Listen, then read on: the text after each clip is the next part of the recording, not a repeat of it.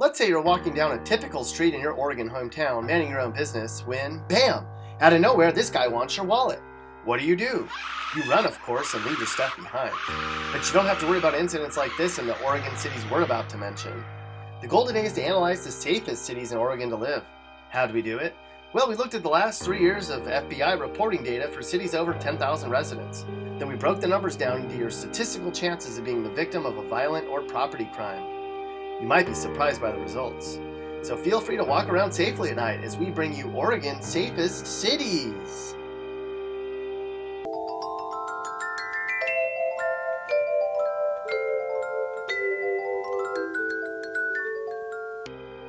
Our first stop on our tour of Oregon's safest city starts in, surprisingly, Beaverton. This unguarded city might not be very exciting, but it's certainly not dangerous. Beaverton has really low numbers when it comes to both property and violent crimes. That means there's hardly any murders, rapes, or assaults. And that means you're super smart to live here. Next up on our safe zone in Oregon brings us to Newberg Dundee. Now, if you talk to residents here, many would claim they should be atop this list. If you walk around here at night, there's no way you'd ever see people selling heroin, meth, or crack. People go to other Oregon cities to get that shit. And there's practically no chance you'd ever get robbed by this idiot at a Newberg Dundee ATM, that's for sure. Silverton, Oregon certainly has a reason to feel safe. Crime's been steadily falling for the last few years, which puts it towards the bottom when it comes to the number of crimes that take place here. It's certainly the type of place where you can sleep well at night. For perspective, in Prineville, you'd probably have these guys for your neighbors. Who wants to deal with that crap? Another safe place to live in Oregon, Umatilla, certainly has a very bored police department. If you spent a year here, you'd have about a 1 in 250 chance you'd be the victim of even a basic assault. In fact, last year there were only 2 reported violent gun incidents within city limits. Next time you see a cop here, thank them. Canby comes in as the 6th safest city to live in Oregon. This smallish city has seen its crime numbers go down over the last 3 years, which is a good thing. There's hardly any thefts, robberies, break-ins, or other random crimes. It's the kind of place where you can relax in a state with lots of drama. Speaking of drama, Jack and Jill went to Klamath Falls to get some barbecue. Jack got shot, and Jill got mugged.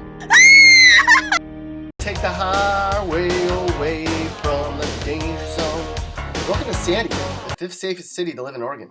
Here you have about a 1 in 1,000 chance of being the victim of some sort of crime. That's fabulous. Good for you guys. Your friends in other parts of Oregon, they'll have their Mazda Miatas stolen. And their New Kids on the Block posters, gone. No surprises here that Lake Oswego is one of the safest cities to live in the state.